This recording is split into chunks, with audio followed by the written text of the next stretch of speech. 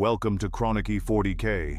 They are the great enemy, the ultimate betrayers of mankind. But have you ever wondered what leads a loyal servant of the Imperium down the path of damnation?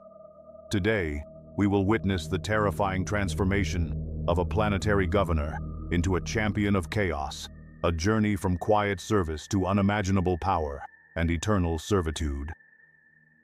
I want to know where the echoes of this tale are heard, so leave a comment and tell us where in the galaxy you are watching from. Stay with me because this truth is a descent into madness. They say one never truly notices the moment of transformation. The line between what you were and what you have become blurs indistinct as blood spilled in water.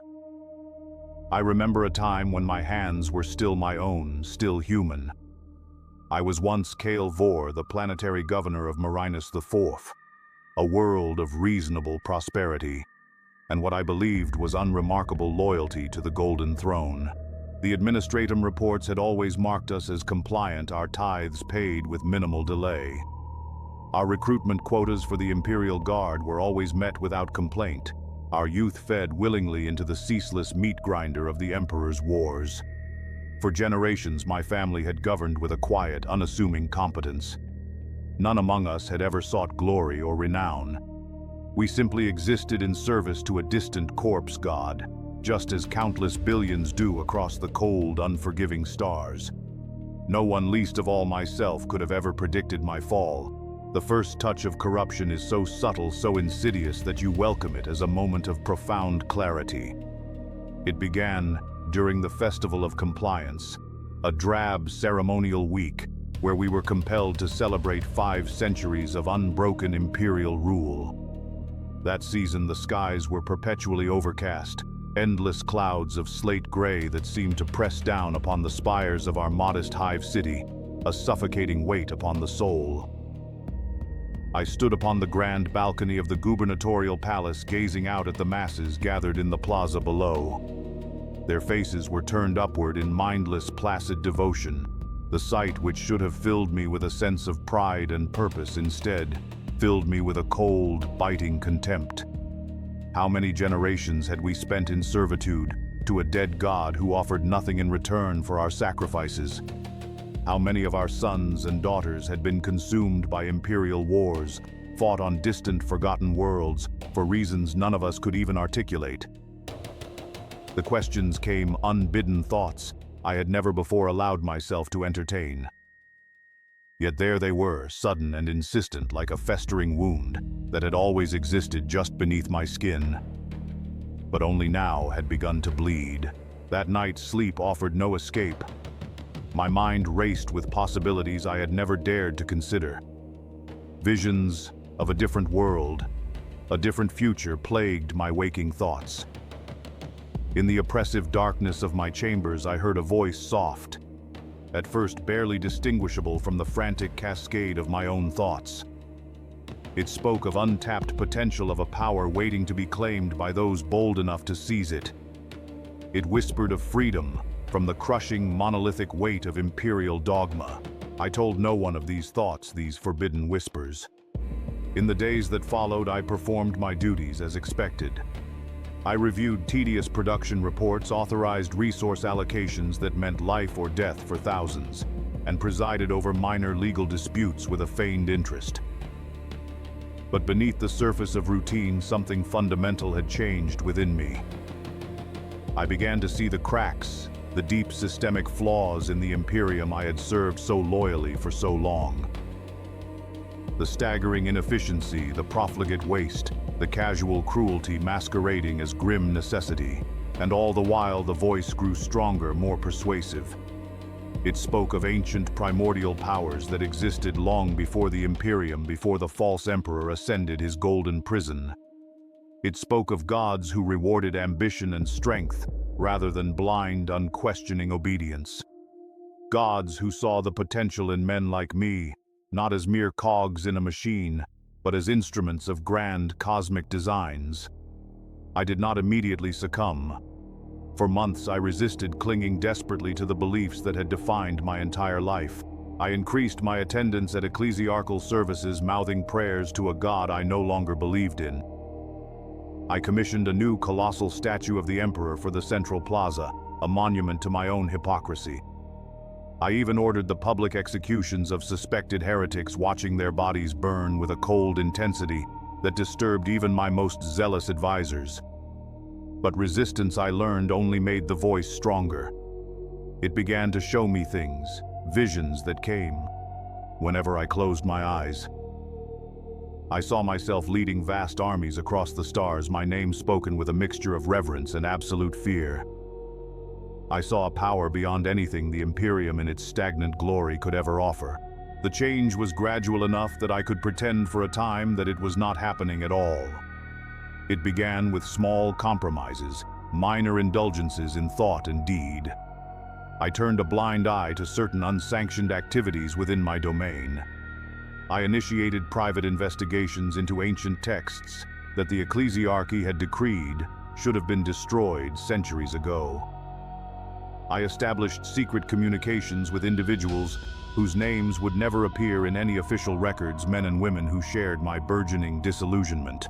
The first physical manifestation of my corruption appeared on the night of the winter solstice. I awoke from troubled, vivid dreams to find a small, intricate mark upon my chest, directly above my heart.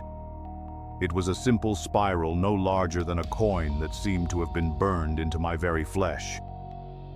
Yet there was no pain, no inflammation, no sign of a wound. It looked as though it had always been there, a natural part of me that was only now revealing itself. I should have been horrified. I should have reported myself to the nearest confessor, immediately begging for absolution and a swift, clean death. Instead, I felt a surge of intoxicating pride. The mark was a confirmation, a sign that I had been chosen, that I was special, that my destiny extended far beyond the limited gray horizons of Imperial service. The voice now had a name. It called itself Zafan, an emissary of the Changer of Ways. It promised forbidden knowledge and unimaginable power in exchange for my service. This was not a demand for blind obedience, but an offer of partnership, a covenant between beings of mutual, boundless ambition. After that night, my fall accelerated. I began to make subtle, calculated changes to the governance of Marinus IV. Resources were quietly diverted from Imperial projects to initiatives of my own secret design. Certain industries were prioritized over others, their outputs subtly altered. Specific individuals, people who shared my growing dissatisfaction with the yoke of Imperial rule, were elevated to positions of influence and authority. None recognized these changes for what they were. The bureaucracy of the Imperium is so vast, so labyrinthine, that entire worlds can be subverted within the endless flow of data and documentation. By the time anyone might have noticed, it would be far too late. The mark above my heart grew slowly, almost imperceptibly. The spiral extended delicate tendrils across my chest like dark roots seeking fertile soil. Other changes followed. My dreams became more vivid, filled with impossible symbols and geometries that should not exist in three-dimensional space. I found myself understanding complex concepts that had previously seemed utterly impenetrable. The underlying patterns of reality itself began to reveal themselves to me like a complex cosmic mechanism, suddenly rendered transparent and knowable. My first true act of open heresy came almost a year after the initial corruption. A delegation from the Adeptus Mechanicus had arrived to conduct a standard routine assessment of our industrial capacity. Among them was a tech priest named Magos Drenvar, a spindly skeletal figure who was more machine than man. His augmetic eyes, cold and analytical, seemed to pierce through the carefully constructed facade of my continued loyalty. During a private audience, he confronted me directly. "Your data submissions contain significant anomalies, Governor Vor," he said, his voice a metallic grating rasp. "Production variances that cannot be explained by standard deviation parameters. Resource allocations that directly contradict optimal efficiency matrices." In that moment, I knew I had a choice. I could retreat, manufacture plausible explanations, and delay the inevitable discovery of my activities. Or I could take the first irreversible step down the path that had been revealed to me. I chose the latter. What happened in that room is something I have never spoken of to anyone. The memories are fragmented like looking at shards of a broken mirror. I remember Zafan's voice stronger than it had ever been before, guiding my words and my actions. I remember strange symbols appearing in the air between myself and the Magos' glowing sigils of impossible color that burned themselves into the fabric of reality. I remember the tech priest's augmetic eyes, widening first in recognition, then in fear, and then finally in something akin to ecstatic rapture. When the audience concluded, Magos Drenvar left my chambers a changed being. The delegation departed 2 days later, their assessment officially complete. Their report sent across the void to Mars would contain no mention of anomalies or irregularities. Instead, it would praise the exceptional efficiency and productivity of Marinus 4, even recommending that our new methodologies be studied and perhaps implemented elsewhere. I had my first true ally in what would become my inner circle. Over the following months, others would join our cause. Some were corrupted as Drenvar had been. Their minds opened to the glorious possibilities that lay beyond imperial dogma. Others came to me willingly drawn by their own ambition, their deep-seated dissatisfaction, or a simple burning curiosity. A network of dissent began to form just beneath the surface of imperial governance, a shadow hierarchy devoted to the changer of ways. The mark continued to spread across my body, intricate spirals and halls of discolored flesh that I concealed beneath increasingly elaborate gubernatorial robes. My dreams were now dominated by visions of a vast, impossible library, where every possible future was cataloged and accessible to those with the knowledge to navigate its maddening architecture. Sometimes I would awake to find that I had filled pages with writings in languages I had never studied, complex theorems that redefined the fundamental nature of reality itself. As my power grew, so too did my caution. I knew the terrible consequences of discovery. The Imperium does not forgive heresy, especially among those it has entrusted with authority. Detection would mean not just my own death, but the death of millions as punishment for allowing my corruption to take root. Entire hive blocks would be purged without a second thought. Perhaps the entire planet would be cleansed with fire from orbit, a sterile, lifeless monument to my failure. The irony did not escape me. The very system I was now betraying had instilled in me the discipline and meticulous attention to detail that now protected my betrayal. The skills that had made me an effective servant of the Imperium now made me an effective agent of its enemies. 2 years passed. My transformation continued, both physical and mental. The changes to my body could no longer be completely hidden, even with the most elaborate clothing. I began to withdraw from public appearances, citing vague health concerns. My communications were increasingly conducted through intermediaries, my pronouncements delivered by proxies. Rumors began to spread like wildfire among the population. Some said I was dying a slow, painful death. Others claimed I had already died and been replaced by a double. None of them in their wildest nightmares could have suspected the truth. In private, I reveled in my metamorphosis. The spiral patterns had spread to cover most of my torso and were beginning to extend down my arms and legs like living tattoos. My eyes had changed, the irises shifting from a mundane brown to a luminous, otherworldly amber that seemed to contain infinite depth. My mental capabilities had expanded beyond anything I could have imagined in my former life. I could perceive the subtle patterns in the flow of time itself, glimpsing potential futures and selecting the paths most advantageous to my grand designs. Zafan was no longer a voice separate from my own thoughts. We had become something closer to a single unified entity. The distinction between his will and mine had blurred just as the line between my human form and something altogether other had begun to fade into non-existence.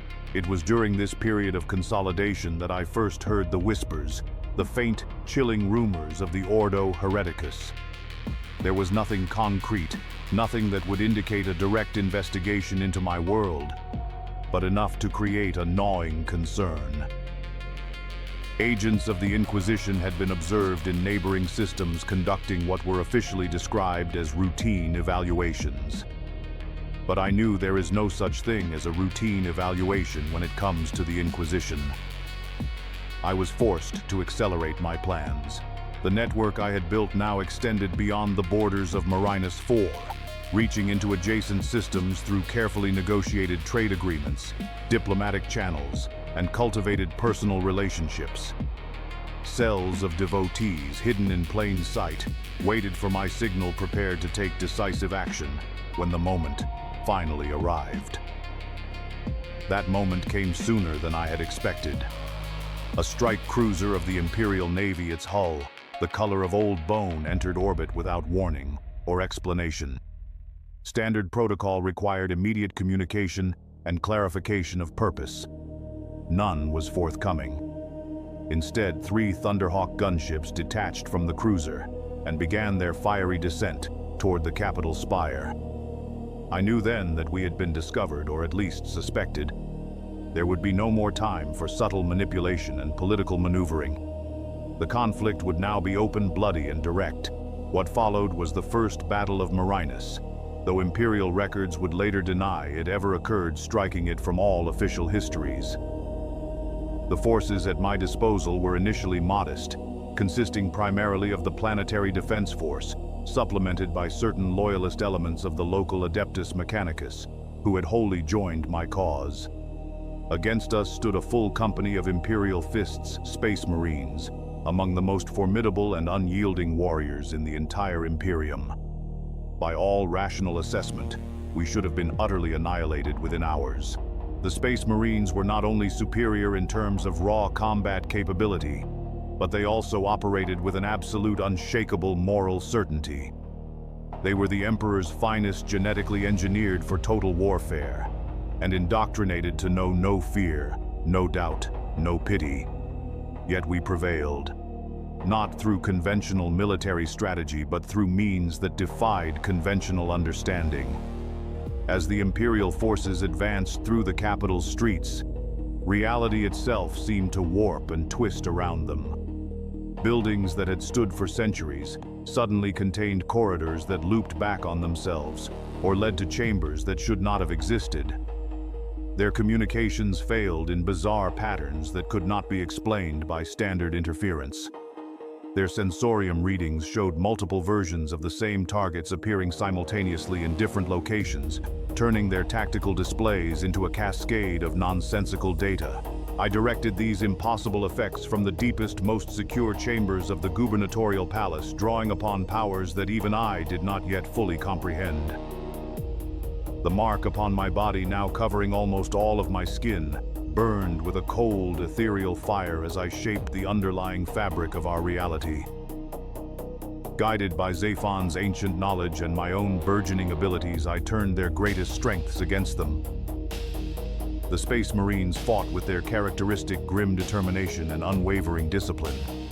They adapted to the impossible geometries and chronological anomalies as best they could.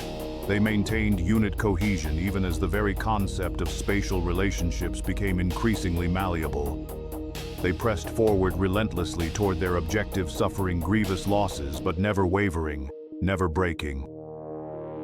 In the end, it was not victory in the traditional sense that we achieved, but rather a chaotic stalemate that served our purposes. After 3 days of this impossible reality-bending conflict, the surviving Imperial forces withdrew to orbit. The strike cruiser departed the system shortly thereafter, presumably to report what they had encountered and request overwhelming reinforcements. I knew we had gained only a temporary reprieve. The Imperium would return, and they would return in greater numbers, armed with specific countermeasures for the phenomena they had witnessed. We needed to be gone before that happened. The evacuation began immediately. It was not a panicked, disorganized exodus, but a carefully orchestrated migration. Selected individuals and vital resources were prioritized. The rest of the population would be left behind, both to maintain the appearance of normalcy for as long as possible, and to serve as a tragic but necessary distraction when the hammer of imperial retribution eventually fell. My inner circle and I departed Marinus 4, aboard a heavily modified bulk freighter. Its vast cargo holds converted to accommodate our specific esoteric needs. Magos Drenvar had overseen the modifications, personally incorporating heretical technologies that would have earned him immediate execution had they been discovered by his former colleagues in the Mechanicus. As we broke orbit and soared into the blackness of the void, I stood in the observation dome watching as the world of my birth receded into the distance, becoming just another point of light in the endless sea of stars. The spiral patterns on my skin pulsed with a strange internal energy, synchronizing with the deep, resonant rhythm of the warp drives as they prepared to tear a hole in reality and propel us into the roiling chaos of the Imperium. I felt nothing resembling regret or nostalgia. Those emotions belonged to Kale Vor, the former planetary governor of Marinus IV. That man no longer existed. In his place stood something else entirely. A being in transition, a vessel for powers far beyond mortal comprehension. As the warp engines engaged and reality distorted into a kaleidoscope of impossible colors around our vessel, I embraced the next phase of my transformation. The Imperium had taught me disciplined administration and the careful management of power. Now those skills would serve a different master, a god of change and infinite possibility, whose grand designs transcended the limited, stagnant imagination of the corpse emperor. Our destination lay in the mysterious region of space known as the Halo Stars, a largely uncharted area at the furthest fringe of the galaxy. There, beyond the suffocating reach of the Imperial authority, we would establish a new power base. From there, my influence would spread back toward the heart of the Imperium, subtle and patient, like the insidious spiral patterns that had come to define my very existence.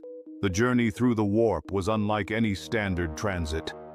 Where most Imperial vessels require Geller fields to create a fragile bubble of real space, protecting them from the unspeakable horrors of the Imperium, our ship embraced those same energies. We traveled not in defiance of the warp, but in perfect harmony with it. The effects were both terrifying and exhilarating. Time lost all meaning. Moments stretched into what felt like centuries, then compressed back into the briefest of microseconds. The boundaries between individual consciousness began to blur and dissolve. Thoughts became visible, manifesting as colorful geometric patterns that drifted through the corridors of the ship like exotic smoke. Dreams escaped from the minds of the sleeping to intermingle with waking reality, creating a shared waking nightmare. Throughout this impossible journey, I continued to change. The spiral patterns completed their coverage of my body. My skin was now an intricate living canvas of whorls and curves that seemed to move and shift subtly when not directly observed. My voice acquired strange harmonic overtones that could not possibly be produced by a human larynx. Most significantly, my perception expanded far beyond the limitations of my physical senses.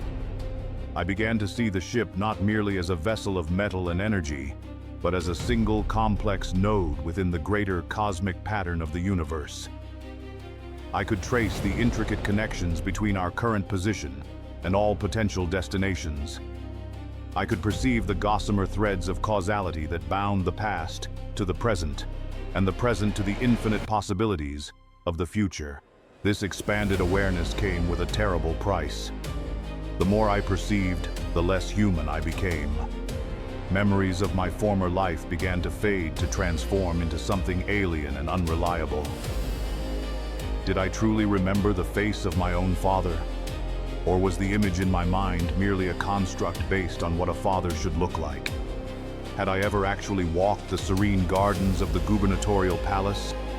Or were those recollections implanted to create the illusion of a consistent linear past?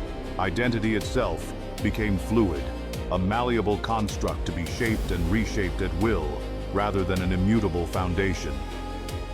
I was Kale Vor, but I was also becoming something else, something without name or precedent. The boundaries that separated me from Zaphon, from the raw, chaotic energy of the warp itself, grew increasingly permeable, threatening to dissolve entirely. Our arrival in the Halo stars marked the beginning of the next phase of my grand design. The system we chose had no official designation in Imperial records, merely a forgotten numerical classification in ancient, dusty, navigational charts. The primary planet was technically habitable, though no human colony had ever attempted to establish a permanent presence there.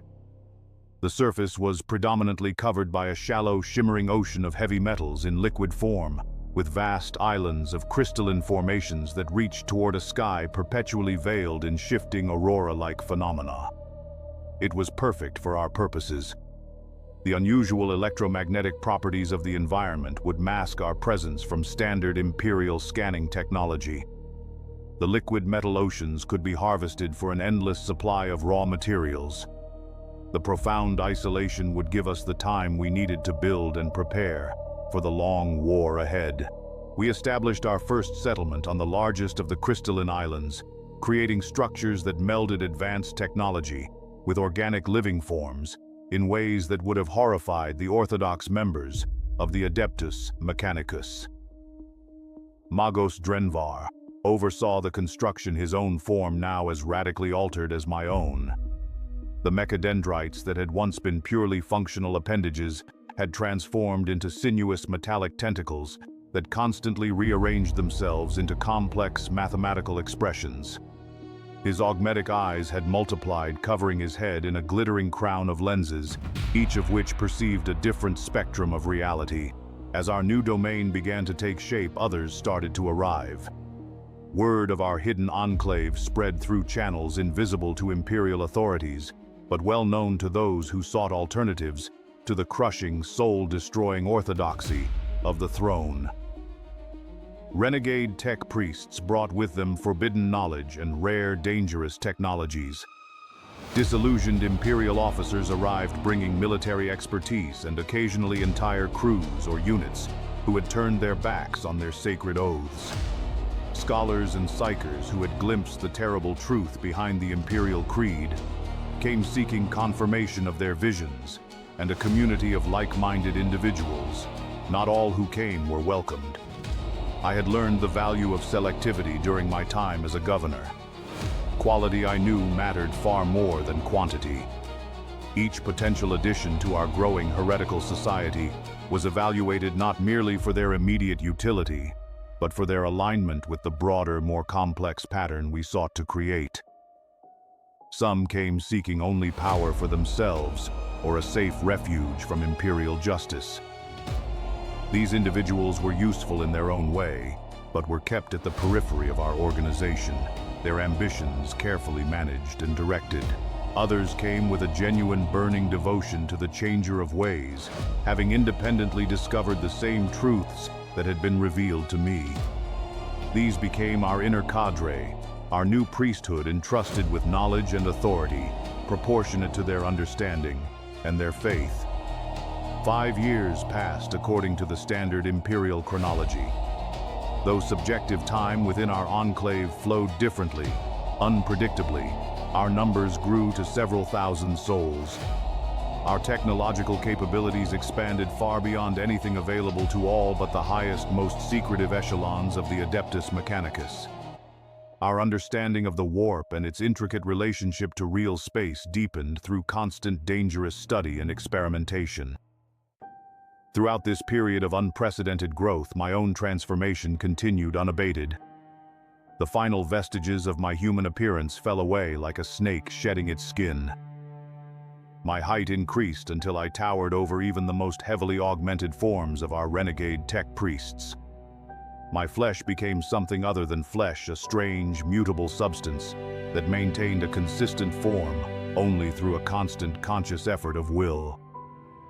My voice could now alter the thoughts of those who heard it, planting subtle suggestions that took root and flourished in the fertile soil of receptive minds.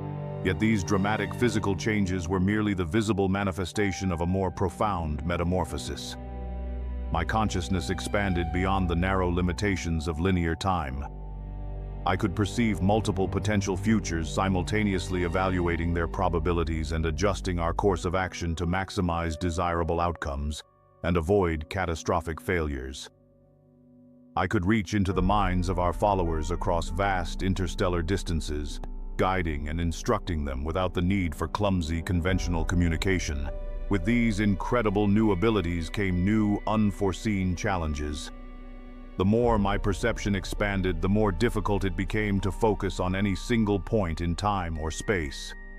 The endless branching paths of potential futures created a labyrinth of possibility in which I sometimes lost myself for what felt like subjective weeks, only to return to my physical form, to find that mere moments had passed in real space.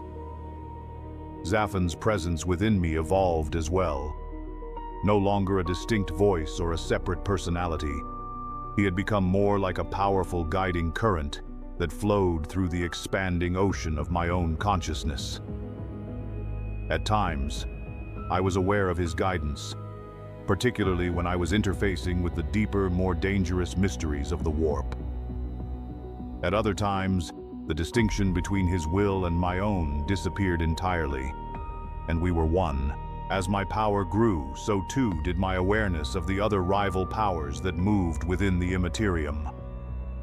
The Changer of Ways was but one of the great terrible entities that humans in their limited understanding referred to as the Chaos Gods. I sensed the brooding presence of the others, the Blood God, the Lord of Decay, and the Prince of Excess. Each represented a fundamental aspect of existence, a primal, sentient force that had been shaped by countless millennia of mortal emotions and desires. I remained devoted to Tzeentch, the architect of fate, but I came to understand that true mastery required an acknowledgement of all four powers and the complex, ever-shifting interplay between them. Balance, not exclusivity, would be the foundation of our new paradigm. This new understanding informed the very structure of the society we were creating. While the worship of Tzeentch remained predominant, we established hidden sanctuaries for adherents of the other powers. These were controlled, carefully monitored environments where their particular destructive energies could be channeled and directed, rather than being allowed to run rampant and consume us all. This approach was not without controversy. Many among our inner circle, particularly those who had come to us already devoted to the Changer of Ways, viewed this inclusivity as a dangerous, even blasphemous heresy. The four powers were rivals. They argued, constantly competing for dominance, not components of some unified, harmonious whole. I allowed these debates to continue and even encouraged them. Intellectual conflict, I knew, generated a unique form of energy that could be harnessed for our own purposes. Competing viewpoints created a dynamism that prevented the kind of stagnation that had crippled the Imperium. The resulting tension was not a flaw in our design, but an essential component of its function. As our enclave matured and solidified, we began to extend our influence beyond our initial system. Scout vessels crewed by our most trusted followers ventured into neighboring regions, establishing clandestine communication with other renegade groups and evaluating potential targets for future expansion. We assiduously avoided any direct confrontation with Imperial forces, preferring to operate in the shadows of their awareness, a cancer growing unseen within the body of the Imperium. This period of quiet growth and consolidation came to an abrupt, startling end with the arrival of a small fleet at the very edge of our system. They were not Imperial vessels, but ships of a distinctive ancient design, bearing markings associated with one of the great traitor legions, the Thousand Sons. Their leader identified himself as Sorcerer Lord Ahriman, a being whose existence predated the Horus heresy itself. His physical form was a masterpiece of transfiguration, a perfect, seamless fusion of ancient power armor, living flesh, and raw warp energy that radiated a power visible even to non-psychic observers. He came not as a conqueror, but as an emissary bearing an invitation from his master, a being known and feared throughout the galaxy as Magnus, the Red Primarch of the Thousand Suns, and ascended Demon Prince of Tzeentch. The invitation was simple in its content, but profound in its implication. Our humble enclave had drawn the attention of powers far greater than ourselves. Our work was deemed promising, worthy of further investment and development. We were being offered a place within the broader, magnificent tapestry of the long war against the false emperor. The offer, I understood immediately, was not presented as a choice. In the complex, unforgiving hierarchy of the forces opposed to the Imperium, we were but newcomers, regardless of the power I had personally attained. To refuse this offer would be to invite swift and total destruction. I accepted the terms presented by Ahriman, integrating our forces into the broader coalition commanded by the Crimson King. In practical terms, this meant contributing resources and personnel to specific operations, while maintaining a degree of autonomy in our own internal affairs. This new arrangement accelerated my personal transformation at an exponential rate. Access to the ancient forbidden knowledge preserved by the Thousand Suns opened pathways of development that might otherwise have taken me centuries to discover on my own.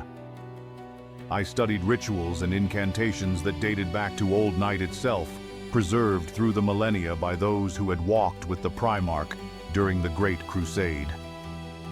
The most significant advancement came in the form of direct communion with Tzeentch himself. No longer mediated through the consciousness of Zaphon, or limited by my own still-developing perceptions, I experienced the full, undivided attention of the Changer of Ways, focused upon my being. The experience defies description in any human language. Concepts like consciousness or identity became utterly meaningless in the face of such cosmic immensity. I was simultaneously elevated and annihilated, my individual existence, both infinitely significant and utterly inconsequential within the vast, incomprehensible scheme of the Great Game. When I returned to what might be termed normal awareness, I was fundamentally, irrevocably altered. My physical form had stabilized into something that bore little resemblance to my original human appearance. I now stood 9 feet tall, my body covered in iridescent scales that shifted in color with my every thought. My head had elongated and was now crowned with elegantly curved horns that functioned as powerful psychic amplifiers. My eyes, now 4 in number, could perceive not only the visible spectrum of light, but also the roiling, invisible flows of warp energy that permeated all of existence. More profound than these physical changes was the transformation of my mind. I now possessed knowledge that no mortal was ever meant to contain. The underlying mathematics of reality itself were laid bare before me, as simple and elegant as a child's toy. The secret histories of countless civilizations, most of them long extinct, now occupied portions of my memory that had not previously existed. Languages that had never been spoken by human tongues took root in my consciousness, providing me with frameworks for concepts that could not be expressed in High Gothic or any of its crude derivatives. With this ascension came new, terrible responsibilities. I was no longer merely the leader of a renegade enclave, but a true champion of Tzeentch, invested with a portion of his own divine power and bound to his service in ways both obvious and subtle. My actions would now directly affect the flow of the Great Game, the eternal cosmic contest between the Chaos Gods for dominance of the warp, and by extension, reality itself. The first test of my new status came in the form of a massive Imperial crusade launched directly into the region of the Halo stars we had claimed as our domain. Led by elite elements of the Grey Knights chapter and supported by significant inquisitorial assets, the crusade represented a direct existential threat to everything we had built. Under my previous limitations, such a force would have been far beyond our capacity to resist.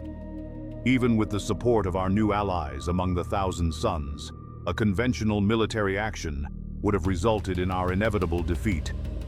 The Grey Knights were specifically created and trained to combat the forces of chaos, particularly those with a significant warp presence. But I was no longer bound by conventional limitations. Drawing upon the knowledge and power granted to me by Tzeentch, I enacted a counter-strategy that operated across multiple dimensions simultaneously. The first phase involved the creation of what might be termed reality anchors, strange physical structures placed at mathematically significant locations throughout our territory. These devices, a fusion of technology and sorcery, generated powerful fields that stabilized certain aspects of real space while allowing others to become more fluid and malleable. Within these carefully defined parameters, I could exercise a far greater degree of control over local conditions without risking the kind of catastrophic warp breach that might attract an even larger, more devastating Imperial response. Space and time became my playthings, subject to reconfiguration according to precise arcane formulae, rather than wild, unpredictable fluctuation. As the Imperial fleet approached our system, they encountered phenomena that defied even their extensive experience and rigorous training. Distances expanded or contracted unpredictably. Vox communications arrived before they were sent. Their sensor readings showed targets that existed only in a potential state, rather than an actual one. The Grey Knights, being partially warp entities themselves due to their unique secret creation, were somewhat resistant to these effects. Their Aegis armor and their own innate psychic abilities allowed them to maintain cohesion and purpose, even as reality itself seemed to conspire against them. This, however, had been anticipated in my calculations. The purpose of the reality distortions was not to defeat the Grey Knights directly, but to separate them from their less resilient support elements, and to channel them towards specific confrontation points, where other more direct measures had been prepared. The resulting conflict lasted what appeared to the Imperial forces to be several months, though subjective time within our altered zones of reality varied considerably. Throughout this period, I coordinated our defense. From a central, heavily warded sanctum, my consciousness extended across our entire territory, simultaneously aware of hundreds of individual, desperate engagements. The final phase of the conflict centered on a direct confrontation with the Grey Knights' command structure. Their Brotherhood champion, a legendary warrior named Hyperion, whose psychic might had earned him the title Bladebreaker, led an elite strike force directly against our central sanctum. They bypassed my distortion fields through methods that demonstrated precisely why the Grey Knights were so feared, even among the most powerful forces of chaos. The battle between Hyperion and myself represented a clash not merely of individuals, but of opposing fundamental principles. His power derived from his absolute unshakable faith in the Emperor, and the rigid, unyielding discipline of the Grey Knights' training. Mine flowed from Tzeentch, embodying change, possibility, and endless mutation. In physical terms, the combat was spectacular. His force weapon, a nemesis halberd crackling with pure psychic energy, was specifically attuned to banish warp entities. Against it, I wielded my staff of office, now transformed into a living conduit for sorceries that could rewrite the local laws of physics on a whim.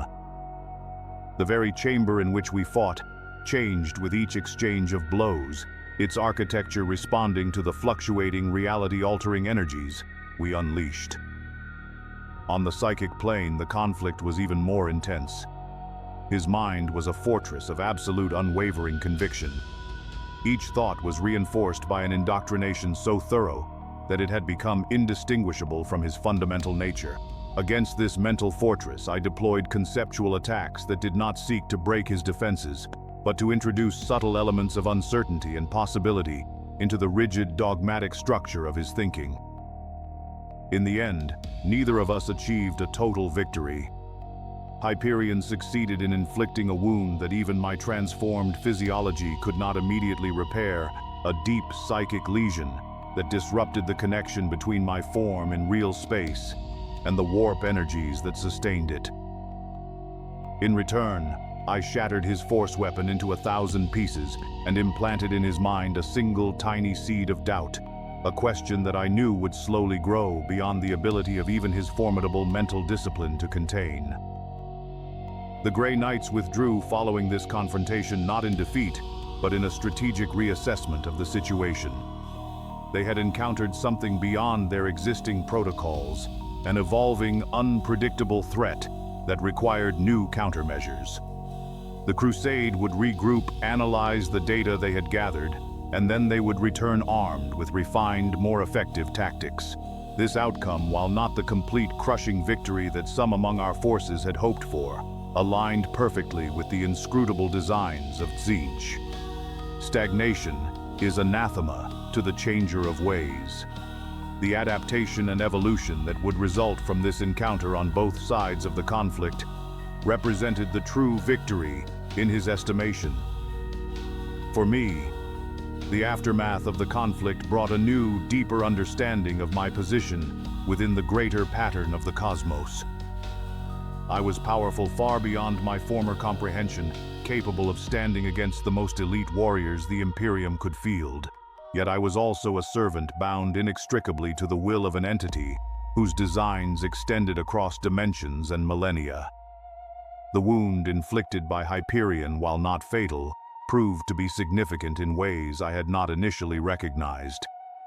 The disruption of my connection to the warp created a kind of psychic scar tissue, a region within my own consciousness that remained partially isolated from the constant, overwhelming flow of warp energy that otherwise permeated my being. Within this sheltered, quiet space, something unexpected and strange began to develop. A fragment of my original human identity preserved like a prehistoric insect in amber. Memories and perspectives that should have been completely subsumed in my transformation had remained intact, offering a viewpoint distinct from both my ascended consciousness and the subtle, pervasive influence of Tzeentch. This internal division was initially disturbing, a potential weakness in the unified purpose I had so carefully cultivated. Yet as I examined it more closely, I began to recognize its value. The lingering human perspective provided insights that might otherwise be overlooked by a consciousness too far removed from the limitations and passions of mortal experience. My capacity for certain types of creative, unpredictable thinking seemed to be enhanced by the strange interaction between these different aspects of my being. Rather than seeking to eliminate this last remnant of Kael Vor, I decided to cultivate it as one might tend a rare and useful garden. It would not be dominant, not even equal to my ascended self, but it would be present and functional within its own defined parameters. This internal evolution coincided with external developments that would shape the next phase of our existence. The alliance with the Thousand Suns, initially a matter of pure necessity, had proven to be mutually beneficial.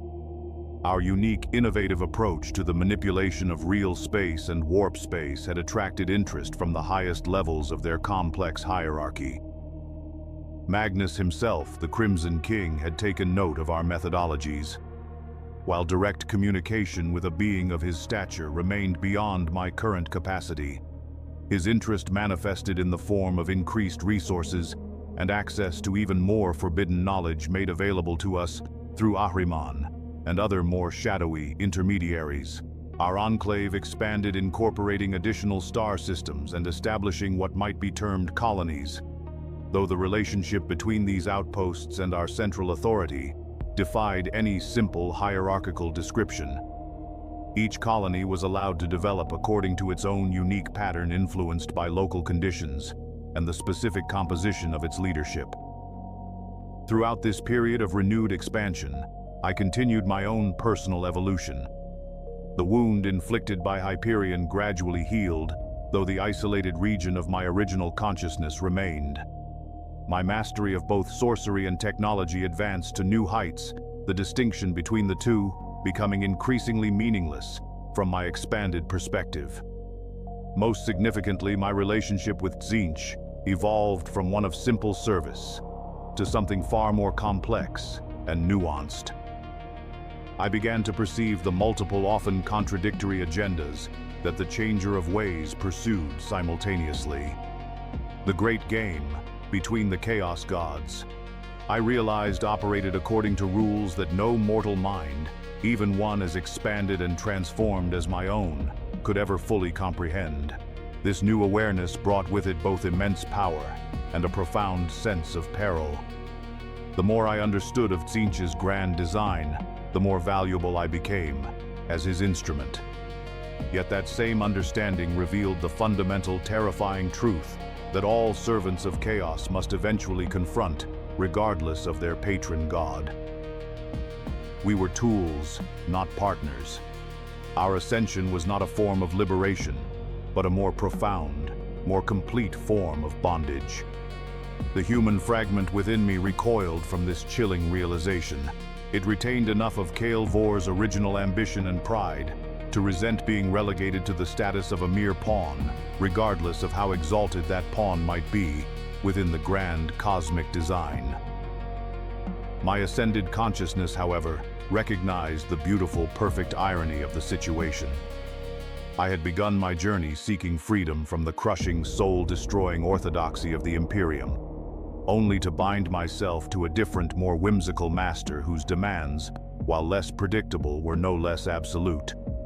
Yet there was a crucial difference. The Imperium demanded blind, unquestioning obedience to immutable, stagnant law. Tzeentch, on the other hand, required constant adaptation to ever-evolving circumstances. One path led to inevitable stagnation and decay, the other to endless, glorious transformation. Given that choice, I remained committed to the latter despite its ultimate limitations. This philosophical reconciliation was abruptly interrupted by the arrival of an unexpected visitor to our central enclave. It was not an emissary from the Thousand Suns or any other established power within the forces of chaos, but a lone, enigmatic figure who materialized within the very heart of our most secure sanctum, bypassing defenses that should have been utterly impenetrable. He appeared as a robed human of unremarkable physical appearance, save for his eyes, which contained shimmering spiral patterns identical to those that had first manifested on my flesh during the initial stages of my transformation. When he spoke, his voice resonated with strange, harmonic overtones that I immediately recognized as characteristic of extensive advanced warp mutation. Kael Vor, he said, using my original name, rather than any of the many titles I had acquired since my ascension. Your progress has been noted. The next trial approaches. Before I could respond, he gestured with one hand, conjuring a shimmering, detailed image in the air between us. It was a world I recognized immediately, though I had not seen it in nearly a decade. Marinus IV, the planet of my birth, and the starting point of my long, strange journey. The image shifted, showing massive Imperial forces in orbit, not a standard garrison or a defensive fleet, but a huge assemblage of ships, centered around a sinister, foreboding, inquisitorial, black ship. Accompanying the image came a flood of knowledge inserted directly into my mind of what was occurring on the surface below. A systematic, brutal purge of the entire population, a meticulous search for any lingering trace of the corruption I had initiated before my departure. They believe you may have left sleeper agents, the visitor explained, though I had already intuited as much. The Ordo Hereticus suspects a generational cult. They intend to eliminate the entire planetary population and repopulate it from scratch, rather than risk overlooking even a single compromised individual. I felt something unexpected stir within me, not merely in the preserved human fragment of my consciousness, but throughout my entire being.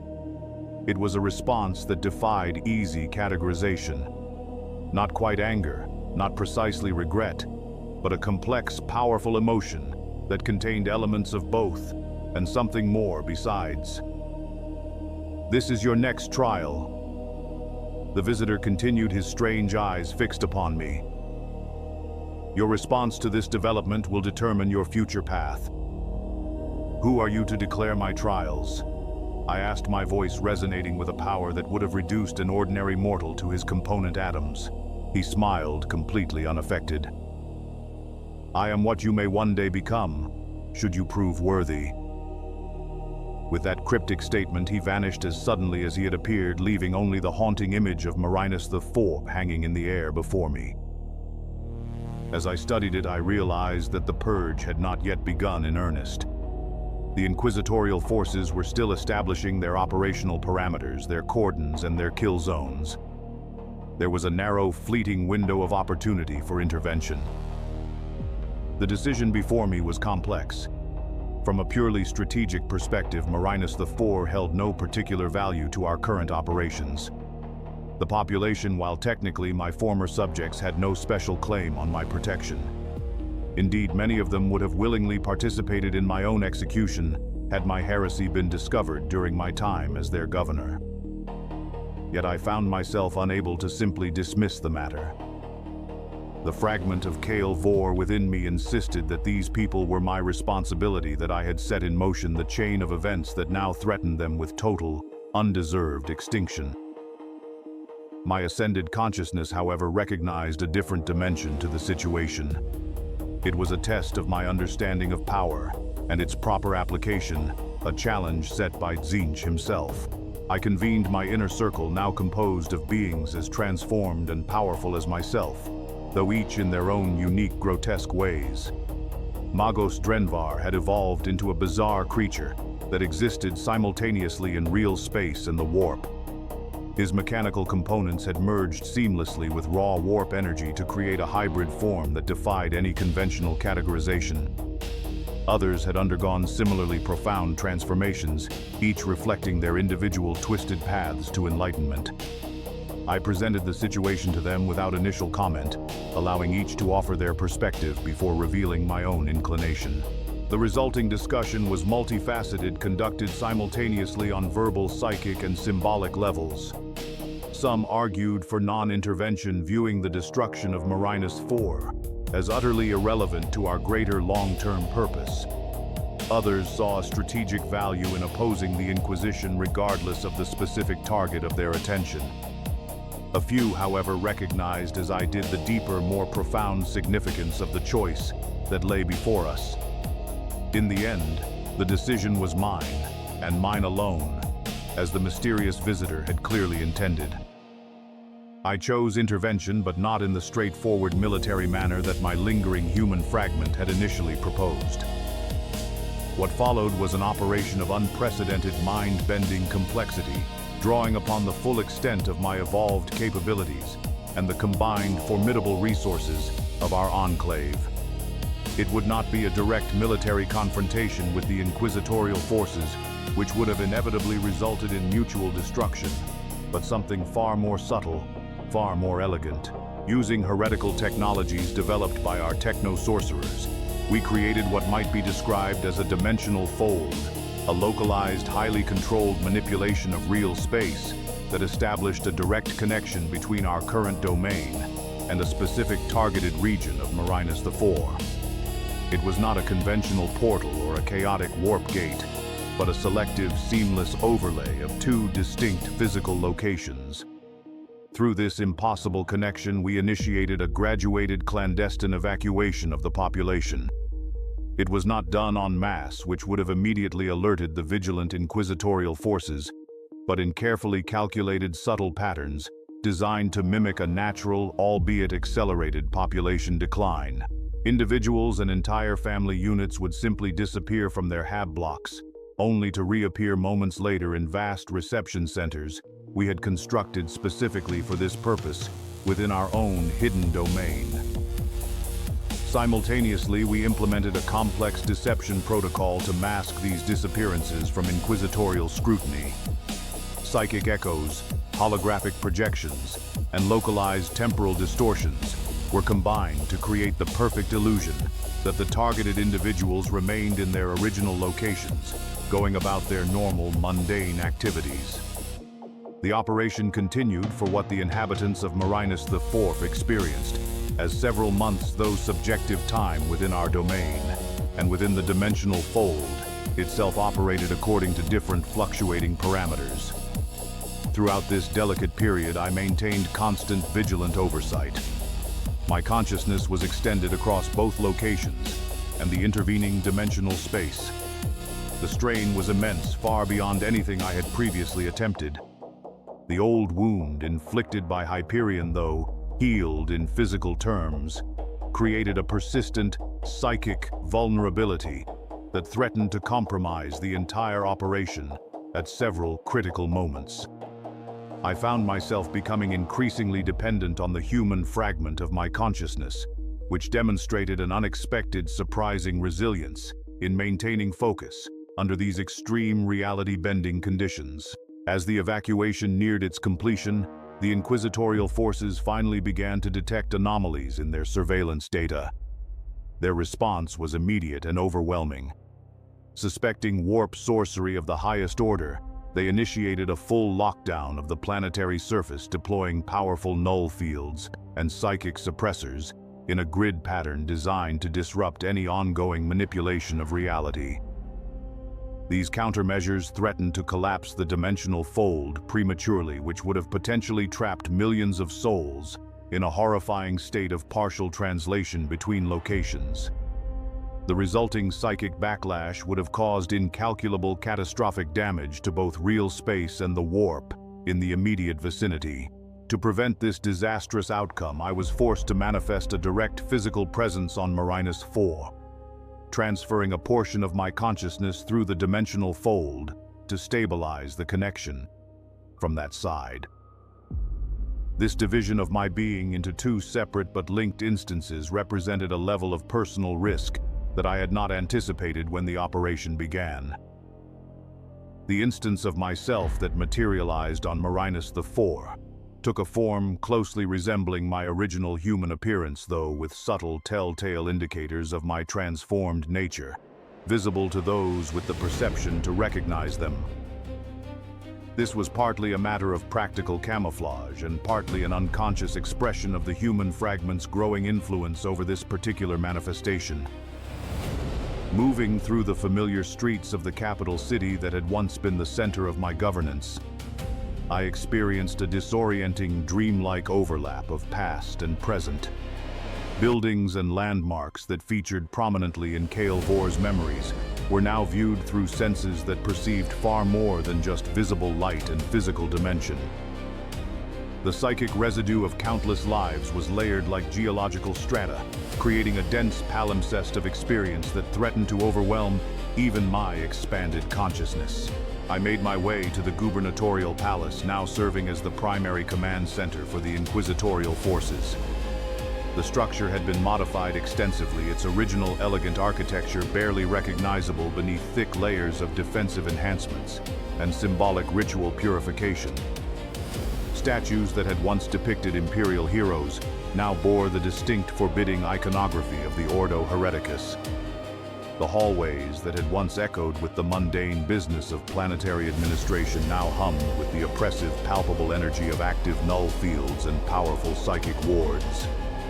At the very heart of this transformed, desecrated space, I located the central null generator, a massive arcane device that served as the cornerstone of the Inquisition's countermeasures.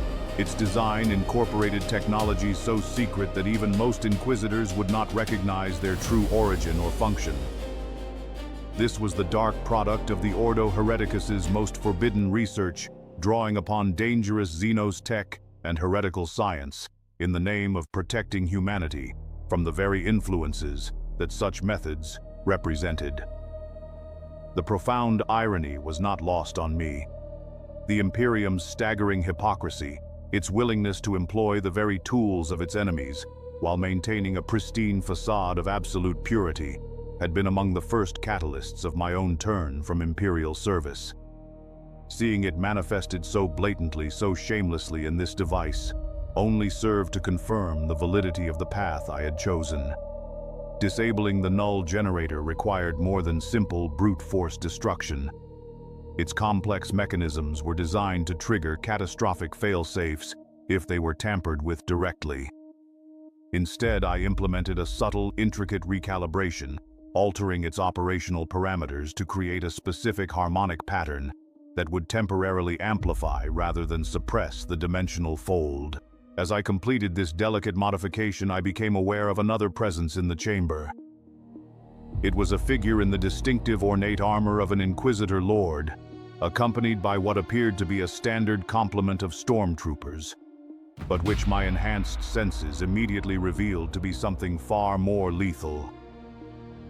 They were assassins of the Vindicare and Culexis temples, cleverly disguised as ordinary soldiers to conceal their true, terrifying capabilities until the moment of deployment. "I knew you would return," the Inquisitor said, her voice modulated through her helmet's Vox system to eliminate any possibility of psychic influence through vocal patterns. "Heretics always return to the scenes of their original corruption." I recognized her, though she had changed significantly since our last encounter many years ago. Inquisitor Helen Darrow had been a junior member of the delegation that visited Marinus IV during my final year as governor. She had presented herself as a humble administrative attaché, but even then, I had suspected her true affiliation. "You were watching me even before my transformation began," I said, maintaining the appearance of a casual conversation while making the final minute adjustments to the null generator through subtle invisible manipulations of its control systems. "The Ordo Hereticus always watches those with power," she replied coolly. "Your family had governed this world for generations without incident. Statistical analysis suggested you were overdue for corruption."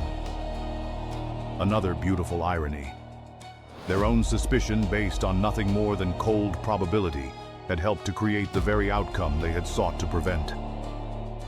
Had I not detected their clandestine surveillance all those years ago, would I have been as receptive to Zafan's initial seductive whispers?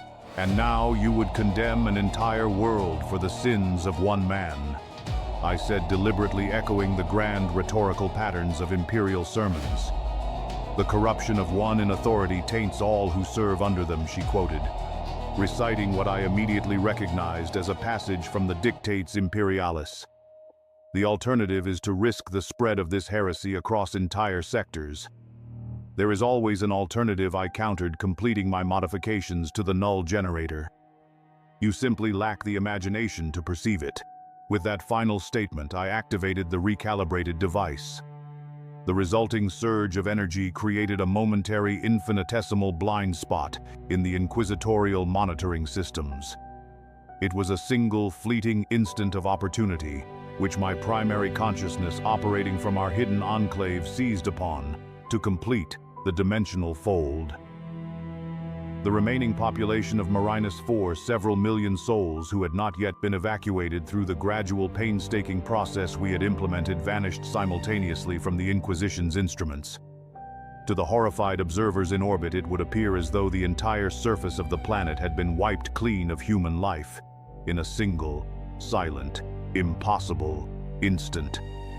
The psychic backlash of such a massive, instantaneous translocation stunned even the Culexis assassin, whose subhuman brain was specifically designed to absorb and neutralize raw warp energy. The Vindicare, less affected due to the purely physical nature of his enhancements, managed to fire a single shot from his Exodus rifle before the dimensional distortion rendered conventional ballistics completely unreliable. The round passed harmlessly through the space I occupied, but by that point, my manifestation on Marinus IV had already begun to destabilize the connection to my primary consciousness, stretched far beyond sustainable parameters by the immense strain of the mass translocation. As my presence on the planet faded like a dying echo, I witnessed Inquisitor Darrow's final reaction. It was not rage or denial, but a cold, analytical acceptance of the impossible. She recognized that she had encountered something far beyond the standard protocols of the Ordo Hereticus.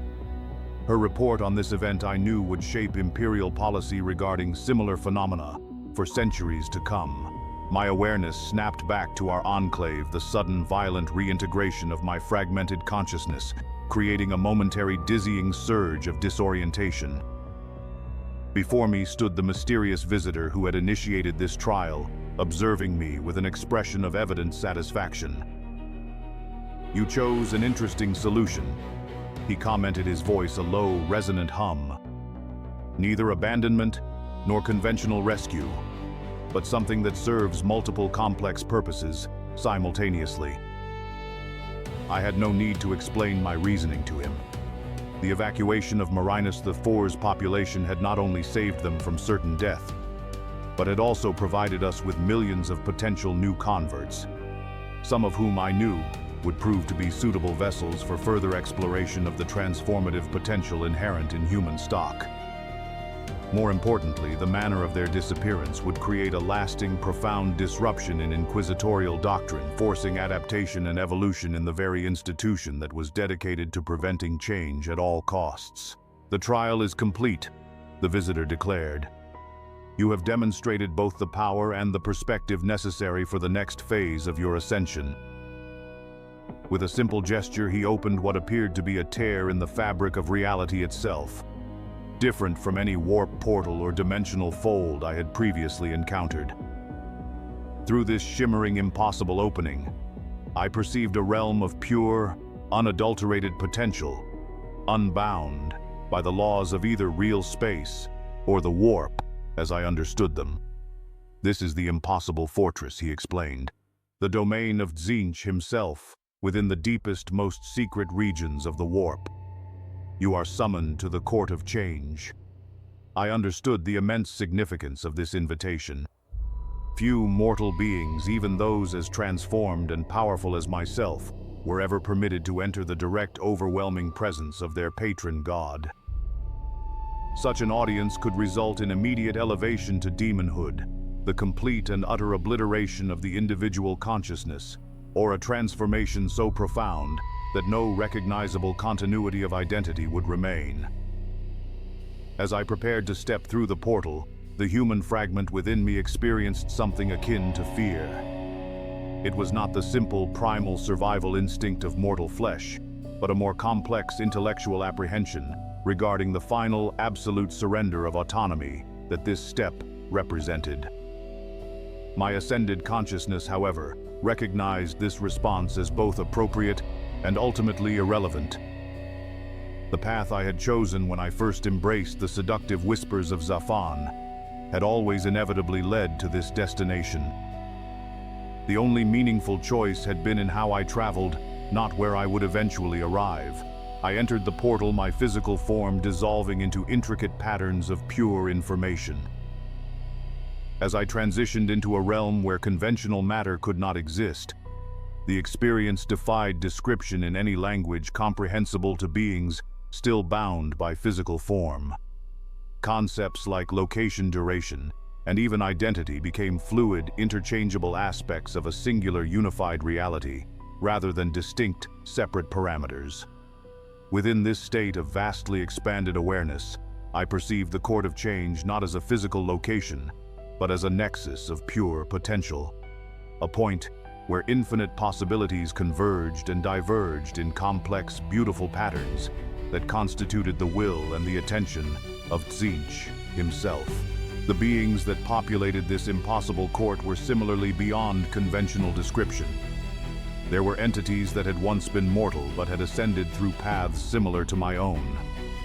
There were Lords of Change, the greater demons that served as the primary agents of the Changer of Ways in both the warp and real space.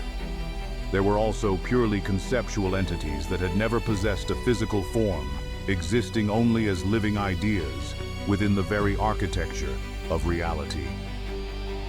At the center of this impossible, ever-shifting gathering, I perceived that which could only be interpreted as Tzeentch himself.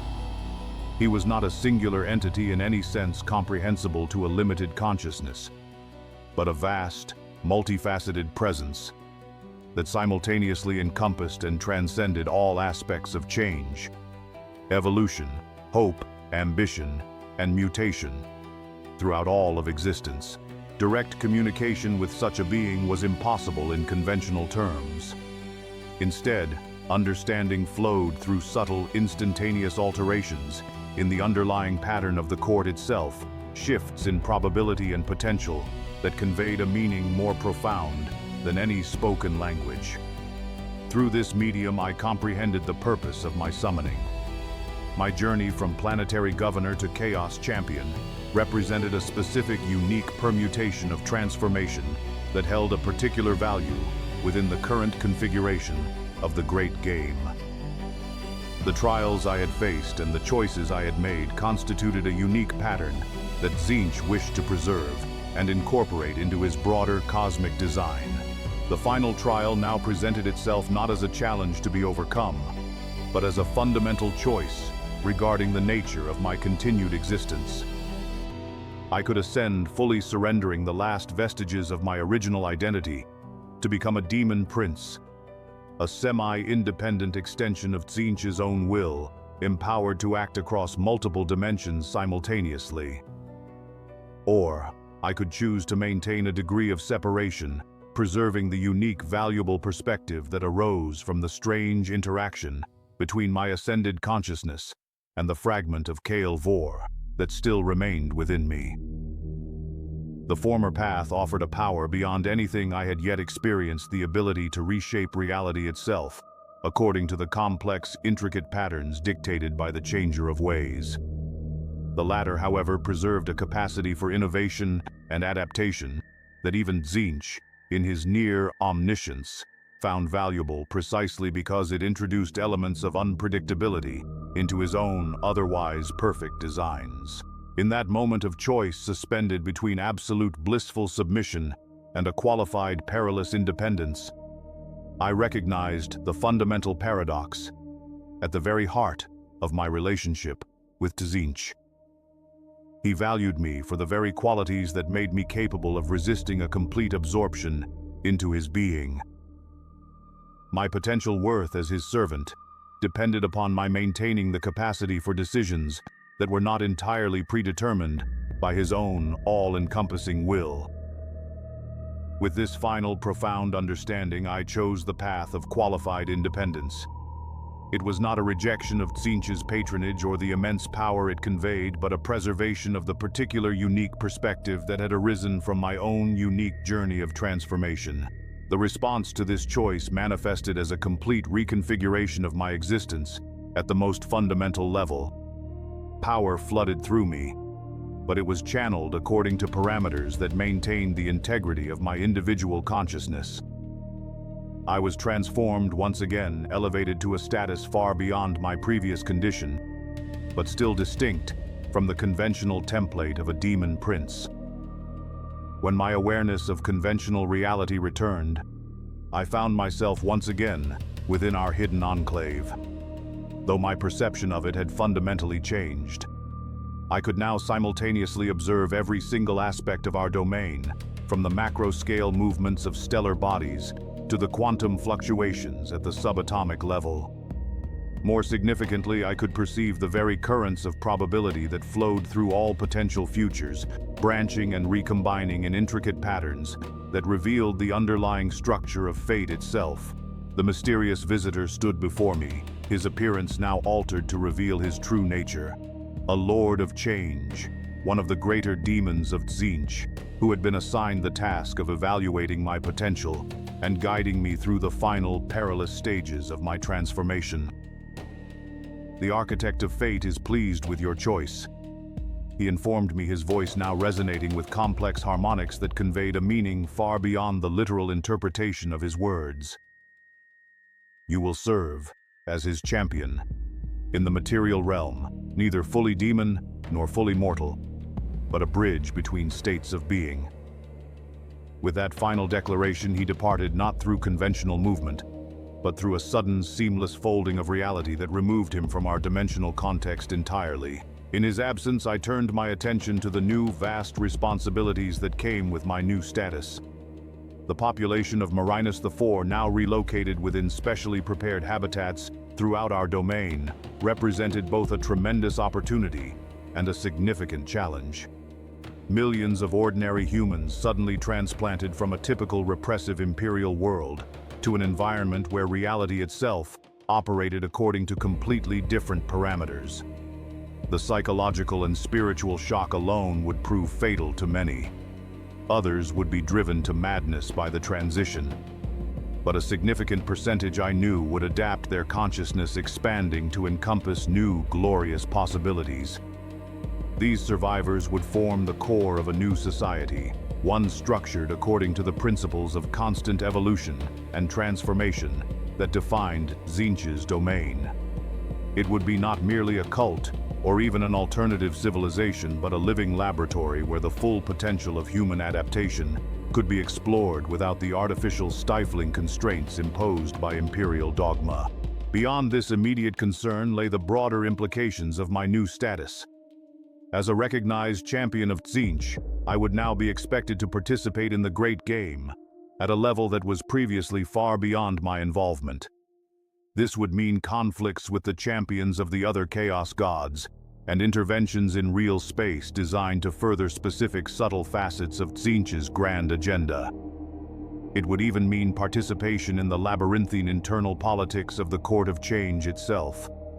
The sheer complexity of these new responsibilities would have overwhelmed my previous self, even at the height of my initial transformation. But my new state of existence incorporated multiple levels of awareness, all operating simultaneously. I could attend to immediate practical concerns while simultaneously engaging with abstract strategic considerations across timescales extending into centuries. Most significantly, the fragment of Kale Vor that I had so carefully preserved continued to provide a perspective grounded in human experience, a viewpoint that became increasingly valuable as my primary consciousness expanded ever further from conventional parameters. This internal dialogue between the different aspects of my being created a dynamism that reflected on a microcosmic scale the endless, glorious evolution that Tzeentch himself embodied.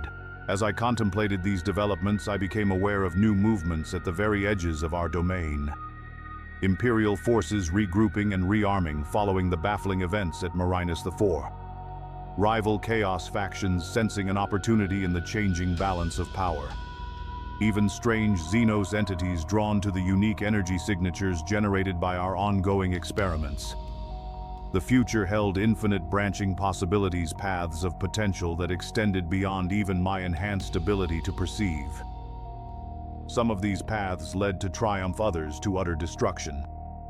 Most I knew contained elements of both, in keeping with the fundamental nature of existence within Tzeentch's sphere of influence. What remained constant across all these potential futures was the certainty of change itself. The being once known as Kale Vor had ceased to exist in any meaningful sense. The champion who had replaced him would in time eventually transform into something else entirely. Even Tzeentch himself evolved constantly, his very nature, defined by a perpetual state of becoming rather than a static state of being. In this awareness, I found both a strange exhilaration and a peculiar form of peace. The anxiety that accompanies a fixed identity, the fear of loss or failure measured against unchanging standards, all of it dissolved in the recognition that all states are temporary, all conditions subject to transformation. I turned my attention to the AI immediate tasks before me, simultaneously contemplating their implications across multiple time frames and dimensional contexts. The great work of change continued as it always had and always would, with or without my participation. The difference now was my capacity to perceive the hidden patterns within the apparent chaos, to recognize the underlying beautiful order that gave meaning to the endless, glorious transformation. This perhaps was the true reward of my ascension. Not power for its own sake, but an understanding that transcended all conventional categories of knowledge. Not immortality as the simple persistence of a fixed identity, but a continuity achieved through constant, meaningful evolution. Not freedom from service, but an elevation to a form of service that incorporated rather than suppressed the essential qualities that had defined my unique path through existence. I had become a champion of Tzeentch, in truth embodying the very paradox that lay at the heart of the Changer of Ways himself. Simultaneously master and servant, creator and creation, an individual and a component of a greater incomprehensible whole. My transformation was complete, yet it would continue eternally. Each state of being was merely a temporary configuration in an endless, beautiful process of becoming. Such is the nature of existence in the shadow of the architect of fate. Such is the truth that awaits any who dare to pledge themselves to the God of change. Such is the reward and the price of answering the whispers that come in moments of doubt, offering power and knowledge beyond all mortal comprehension. I am what remains of Kael Vor. I am what he has become. I am a champion of Tzeentch, a nexus of transformation in a universe defined by eternal meaningless war. My tale is both a warning and an invitation, a testament to the glorious possibilities that exist beyond the rigid, suffocating constraints of imperial dogma. Change is the only constant. Embrace it and you may become more than you ever imagined. Resist and you will be changed regardless, broken upon the great wheel of inevitability that turns at the very heart of all existence.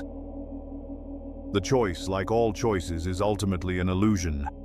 Yet in that illusion lies the seed of everything that might ever be.